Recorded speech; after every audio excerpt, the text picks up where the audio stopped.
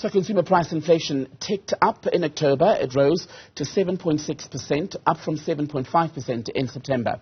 Bread and cereals, meat and dairy drove food prices higher, while the annual rate for food and non-alcoholic beverages edged higher to 12%.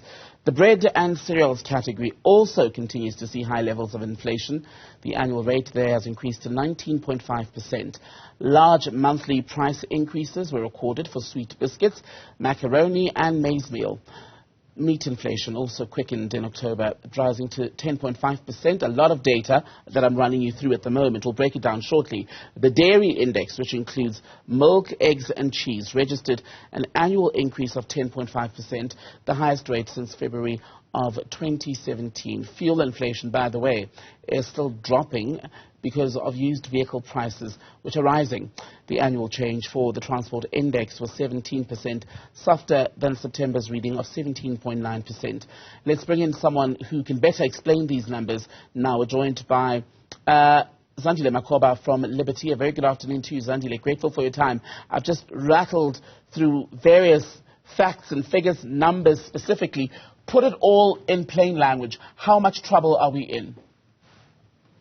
Well, I think, been experiencing the cumulative increase of this inflation hike, and it is an imported inflation.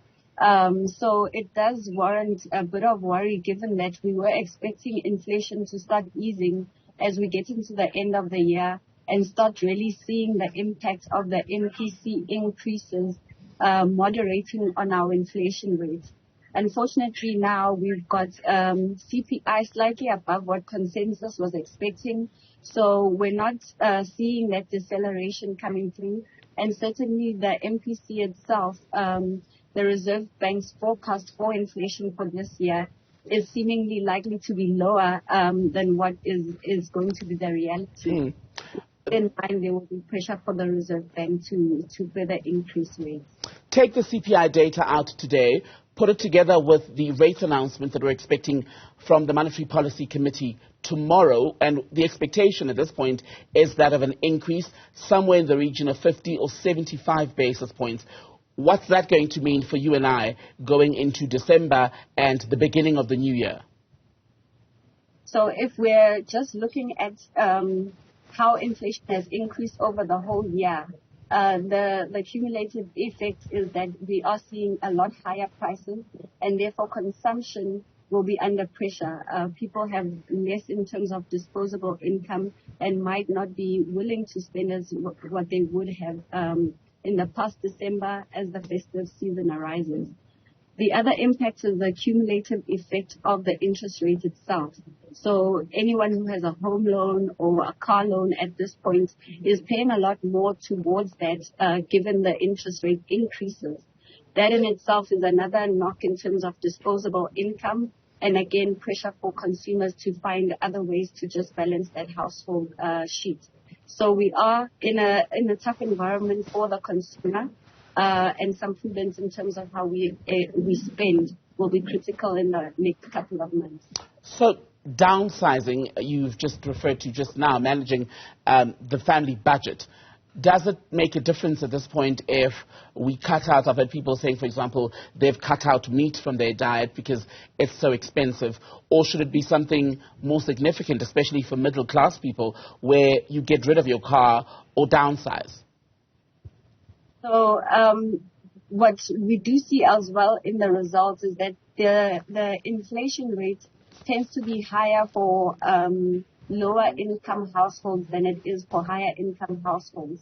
So on the lower end, it becomes very difficult to also cut down because we're seeing increases in some of the most essential goods such as food and transportation, which make up a lot of a huge percentage of the household spend. So very difficult to make movement in that space. On the upper end, where you do see the consumption of luxury goods and that kind of element, there is a little bit more room to maneuver. Consumers can cut out luxuries where possible, shop in lower cost retailers if that is an option. But definitely the landscape is different depending on where you find yourself and some empathy is always needed just to understand where consumers are. And you mentioned something very important, that the lower-end people who are worst affected by the swing in inflation increases have nothing to cut. How are they going to survive? This is really already becoming quite a big debate just in terms of what we're seeing in the economy. And this pressure towards higher wage rates is really also driven by what people are experiencing at the household level. If you look at just the CPI inflation rate for the lowest income quartile, it's at least 2 or 3 percentage points higher than the average CPI inflation. And, you know, consumers are then moving in that direction to say, actually, if my balance sheet can't move, can there be some movement in terms of salaries and income? And it does create a bit of tension in the economic landscape, but I think it's something that we can start to understand better. Zandile, and finally, I mentioned the predictions around a 50 or 75 basis points rate increase tomorrow.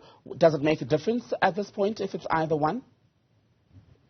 I think given that the Reserve Bank's outlook was at least for a lower rate in terms of the inflation rates, there might be additional pressure on their side to actually increase on the higher end, so towards that 75 basis point increase more than the 50 basis points increase.